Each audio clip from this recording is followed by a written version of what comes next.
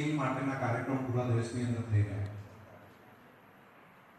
છે. હજુ 2 વર્ષ જેટલો સમય નથી થયો અને ગણતરીના સમયની અંદર દેશની અંદર એક સ્કીલ માટેનું એન્વાયરમેન્ટ બનવા માંડ્યું છે. પ્રધાનમંત્રીશ્રીએ પીએમ વિશ્વકર્મા યોજના અંતર્ગત નાના નાના માણસોને, નાના નાના કારીગરોને મદદ કરવા માટેનું એક અદ્ભુત કામ કર્યું.